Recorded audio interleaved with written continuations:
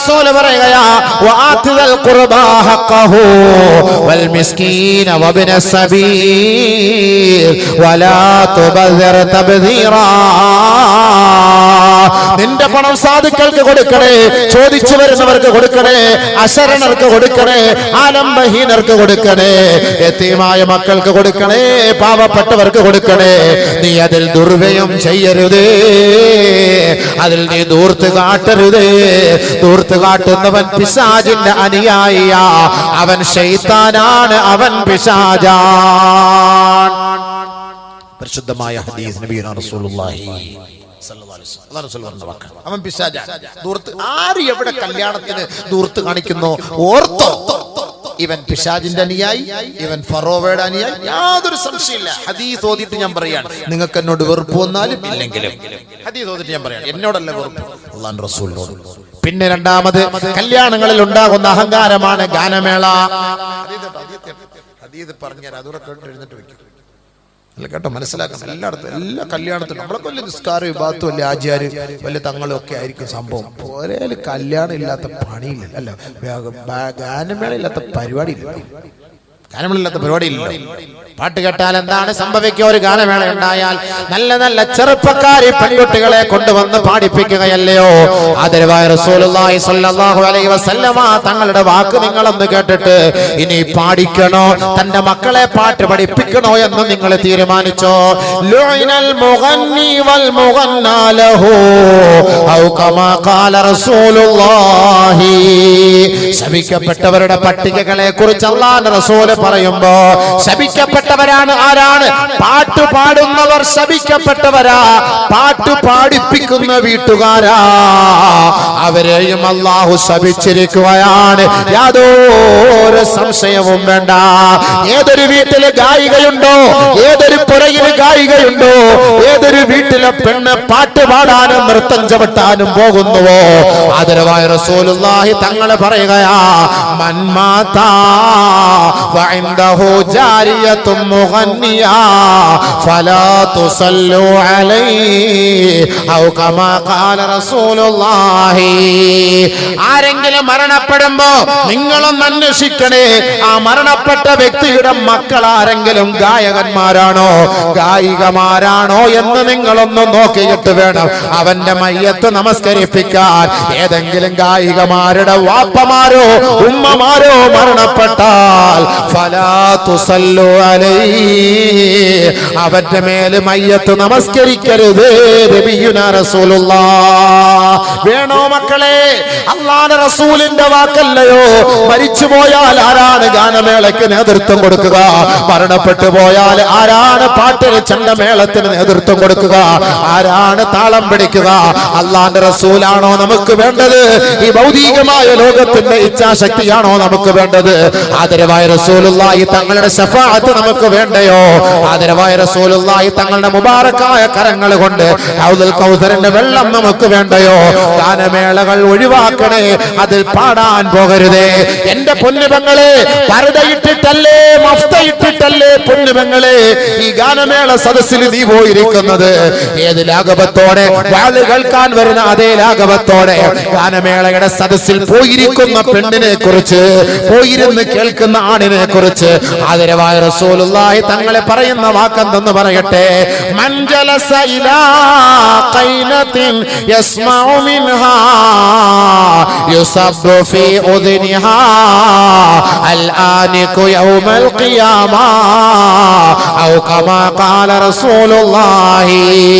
ഏതെങ്കിലും ഒരു ഗാനമേള സദസ്സില്, നിക്കാഹിന്റെ സദസ്സില്, കല്യാണ സദസ്സില് ഗാനമേള നടക്കുന്നുവോ, ആ ഗാനമേള കേൾക്കാൻ ഏതെങ്കിലും ഒരാണോ ഒരു പെണ്ണോ പോയിരുന്നാൽ അല്ലാഹുവിന്റെ റസൂല് പറയുകയാ, നിന്റെ ഏത് കാതുകൊണ്ടാണോ ഏത് ചെവി കൊണ്ടാണോ ആ പാട്ട് നീ ഇൻപത്തോടെ കേൾക്കുന്നത്, ഹബീബായ തങ്ങൾ പറയുന്നു, മോളെ പെങ്ങളെ, യുസബ്ബു ഫീ ഉദ്നിഹി അൽ ആനികു യൗമൽ ഖിയാമ.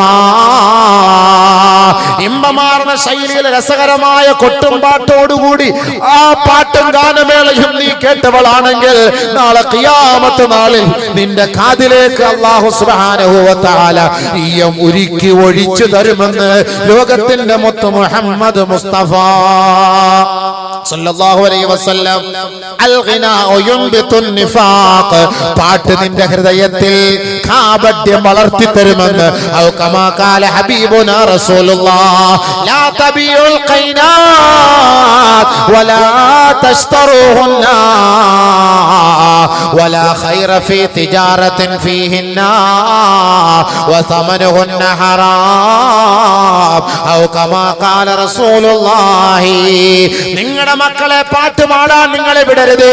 നിങ്ങളുടെ മക്കൾക്ക് പാട്ടിനും സംഗീതത്തിനും വേണ്ടി ഗിത്താർ വാങ്ങി കൊടുക്കരുത്, ഹാർമോണിയം വാങ്ങി കൊടുക്കരുത്, തബല വാങ്ങി കൊടുക്കരുത്. അത് നിങ്ങൾ വാങ്ങരുത്, അത് നിങ്ങൾ വിലക്ക് വിൽക്കരുത്. അല്ലാഹുവിന്റെ റസൂൽ പറയുകയാ, ആ കച്ചവടത്തിലെ ബർക്കത്തില്ല മക്കളെ. അബൂബക്കറിനോട് വെറുപ്പ് വരരുത്. അല്ലാഹുവിന്റെ റസൂലിന്റെ വാക്കാ. നാളെ ഹൗദുൽ കൗസർ വേണോ, അർശിന്റെ തണൽ വേണോ, നബി തങ്ങളുടെ ശഫാഅത്ത് വേണോ, എല്ലാവരും ഈ ഖബർ വരെ നമ്മളോടൊപ്പം ഉണ്ടാവുകയുള്ളൂ. പറയങ്ങാനം പള്ളിയുടെ ഖബർസ്ഥാൻ വരെ കൂട്ടത്തിൽ ആളുകൾ ഉണ്ടാകും. ആ ഖബറിലേക്ക് നമ്മുടെ മയ്യത്തെടുത്ത് വെച്ച് മിൻഹാ ഖലഖനാകും വഫീഹാ നുഈദുകും വമിൻഹാ നുഖ്രിജുകും താറതൻ നുഖറാ. ഈ മണ്ണിൽ നിന്നാണ് സഹോദരാ നിന്നെ അല്ലാഹു സൃഷ്ടിച്ചത്. ഈ മണ്ണിലേക്കാണ് അല്ലാഹു നിന്നെ മടക്കുന്നത്. ഇനി ഒരു ദിവസം വരും, ഓർക്കണേ, ഈ മണ്ണോട് ചേർത്ത് നിന്നെ അല്ലാഹു മൂടിയിട്ടില്ല. ഈ മണ്ണിൽ നീ ഭസ്മമായി തുരുമ്പ് പിടിച്ചു പോയിട്ടില്ല. നിന്റെ ശരീരം ചെതല് നിന്ന് നീ മരീമസമായി പോയി എന്ന് ധരിക്കണ്ട. ഇല്ല ഇല്ല. വഫീഹാ നുഈദുകും മറത്തൻ ഉഖറാ. മറ്റൊരു സന്ദർഭത്തിൽ അല്ലാഹു ഈ ഖബറിൽ നിന്ന് നിന്നെ ഉയർത്തെഴുന്നേൽപ്പിക്കപ്പെടുകയാണ്.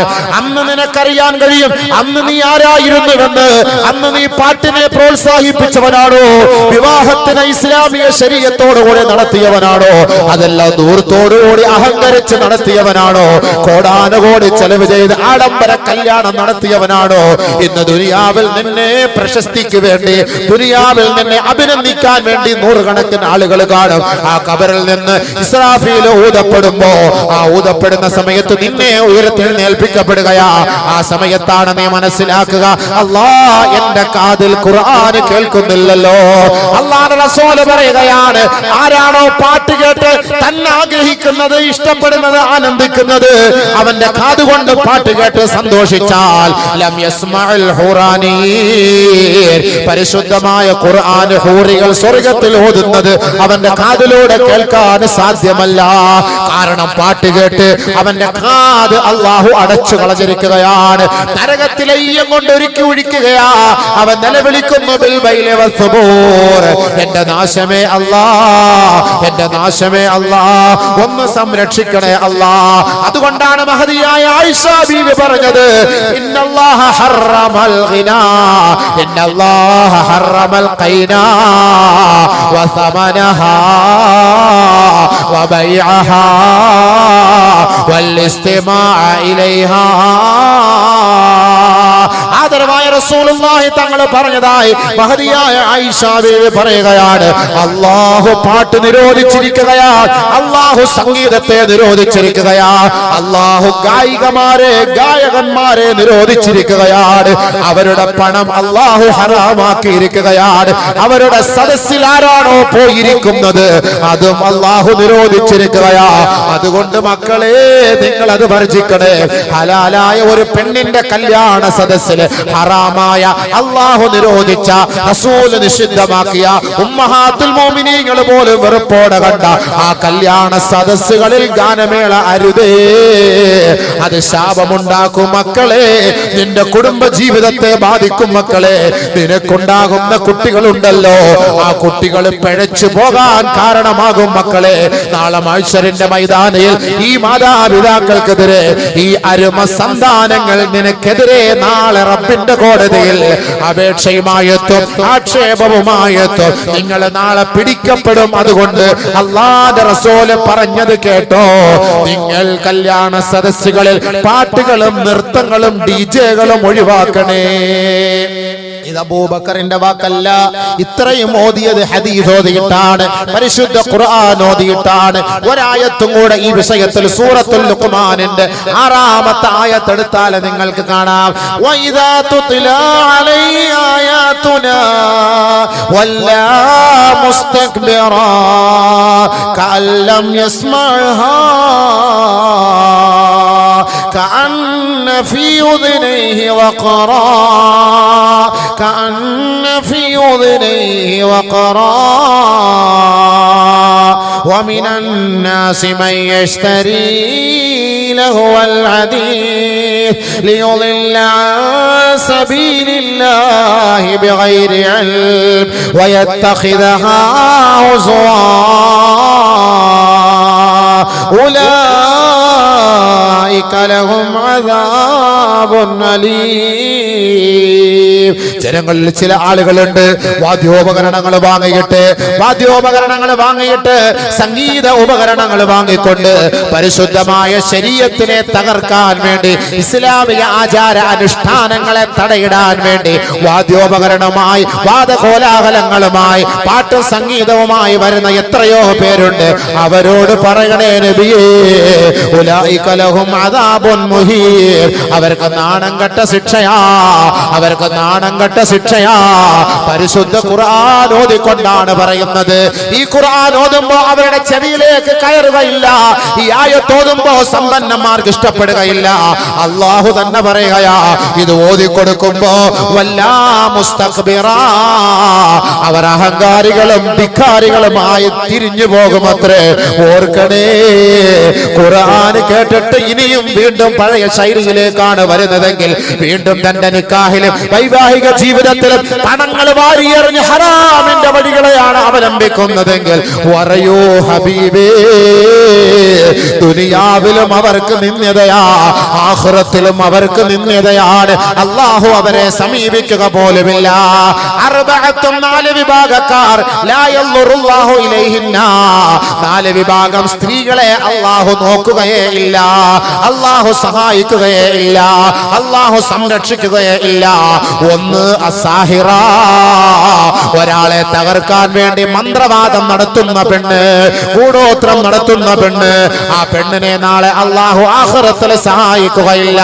രണ്ടാമത് വന്നായിഹ, തന്റെ ഭർത്താവ് മരണപ്പെട്ടതിന്റെ പേരിൽ, തന്റെ കുടുംബക്കാരെ മരണപ്പെട്ടതിന്റെ പേരിൽ ജാഹിലിയ കാലഘട്ടത്തിലെ പെണ്ണുങ്ങൾ നിലവിളിച്ചു കരയുന്നത് പോലെ പൊട്ടി പൊട്ടി അലമുറയിട്ട് കരയുന്ന പെണ്ണേ, അല്ലാഹു നാളെ നിന്നെ കടാക്ഷിക്കുകയില്ല, അല്ലാഹു നാളെ നിന്നെ സംരക്ഷിക്കുകയില്ല. 3 വൽമുഗന്നിയ, 14 രാവിലെ പോയി പാട്ട് പാടുന്ന പെണ്ണ്, റിയാലിറ്റി ഷോയിൽ പാട്ട് പാടുന്ന പെണ്ണ്, ജഡ്ജിയുടെ മുന്നിൽ രസത്തോടുകൂടി ആടിപ്പാടി തിമിർക്കുന്ന പെണ്ണ്. അള്ളാന്റെ റസൂലാണോ നിനക്ക് വേണ്ടത്, അതല്ല ഒരു ഫ്ലാറ്റ് ആണോ നിനക്ക് വേണ്ടത്? ഓർക്കണേ മോളെ, ഹബീബായ തങ്ങളുടെ വാക്കിനെ ധിക്കരിച്ചിട്ട് നിന്റെ ശരീരത്തെ മാർദ്ദവ തുടുമ്പുകളെ മുഴുവനും കാണിച്ചുകൊണ്ട്, അങ്കലാവണ്യത്തെ വെളിപ്പെടുത്തിക്കൊണ്ട്, വെറും നൈസായ ഡ്രസ് ഇട്ടുകൊണ്ട് എത്രയോ അന്യ പുരുഷന്മാരെ ലോകത്ത് കണ്ട് ആസ്വദിക്കുന്ന തരത്തിൽ ആടിപ്പാടി തിമിർക്കുന്ന മുസ്ലിം പെണ്ണ്, അല്ലാഹുവിന്റെ റസൂലിന്റെ വാക്കിനെ ധിക്കരിക്കല്ല മോളെ. വൽമുഗന്നിയ, ഗായികയായ പെണ്ണിനെ അല്ലാഹു നാളെ സഹായിക്കുകയില്ല, അല്ലാഹു നാളെ കടാക്ഷിക്കുകയില്ല. നീ എത്ര തലയിൽ തുണിയിട്ടോ, നീ എത്ര നോമ്പെടുത്തോ, നീ എത്ര നമസ്കരിച്ചോ, മുന്നുമോളെ ആടിപ്പാടി ജനങ്ങളുടെ മുന്നിൽ തിമിർത്ത് ആടിയിട്ട് സംഗീത കച്ചേരി നടത്തിയിട്ട് നീ നിസ്കരിച്ചാൽ നിന്റെ നിസ്കാരം അല്ലാഹുക്ക് വേണ്ട മോളെ. ഹബീബായ തങ്ങളുടെ വാക്കല്ലേ ഈ പറയുന്നത്? ആ പരമ്പരയിൽ ജനിച്ച പെണ്ണല്ലയോ നീ? അല്ലാഹുവിന്റെ റസൂലിനെ ധിക്കരിക്കല്ലേ. ഹബീബായ തങ്ങളുടെ വാക്കുകളെ ചവിട്ടിത്തേക്കരുതേ. അല്ലാഹുവിന്റെ റസൂലിന്റെ വാക്കുകളാണ്. നാളെ റബ്ബിന്റെ സഹായം നിനക്ക് വേണ്ടയോ? 4-ാമത്തെ പെണ്ണ് വൽമർഅതു മഅൽ മർഅ, പെണ്ണും പെണ്ണുമായി പ്രകൃതി വിരുദ്ധമായ വേശ്യാവൃത്തികളിൽ ഏർപ്പെടുമ്പോൾ അല്ലാഹു റബ്ബുൽ ഇസ്സത്ത് ഇവളെയും നാളെ കടാക്ഷിക്കുകയില്ല, ഇവളെയും നാളെ സംരക്ഷിക്കുകയില്ല. അല്ലാഹു ഇത്തരത്തിലെ പെൺകുട്ടികളിൽ നിന്ന് നമ്മുടെ സമുദായത്തിലെ മക്കളെ സഹായിക്കട്ടെ, സംരക്ഷിക്കട്ടെ. നാളെ നമ്മുടെ മക്കള് പിഴച്ചുപോയി, ആഖിറത്തിൽ പിഴച്ചുപോയ മക്കളായി നിന്നാൽ വാപ്പായും ഉമ്മായും കൈകടിക്കേണ്ടി വരും, ഖേദിക്കേണ്ടി വരും. അതുകൊണ്ട് വേണമെങ്കിൽ ഇൻഷാ അല്ലാഹ് ഇനിയും അല്ലാഹു നമുക്ക് ആയുസ് തന്നിട്ടുണ്ട്. ഇത്ര നാളും പാടിയത് പോട്ടെ, ഇത്ര നാളും പാടി മത്സരത്തിന് പോയത് പോട്ടെ, അവളോട് തൗബ ചെയ്യാൻ പറ. വേണ്ട അല്ലാഹ്, ഇനി മേലിൽ പോകില്ല അല്ലാഹ്.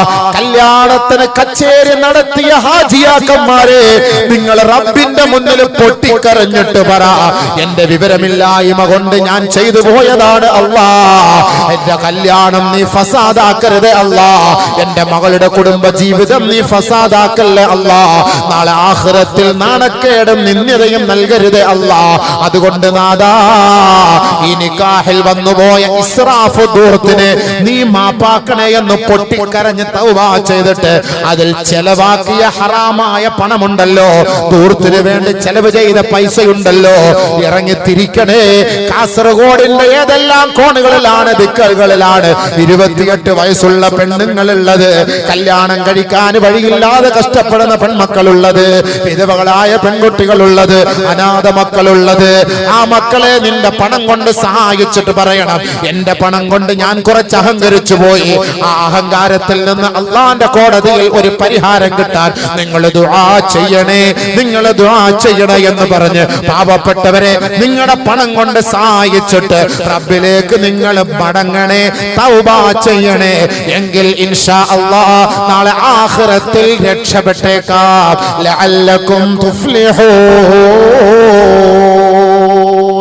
അതിന് അല്ലാഹു നമുക്ക് തൗഫീഖ് നൽകി അനുഗ്രഹിക്കുമാറാകട്ടെ.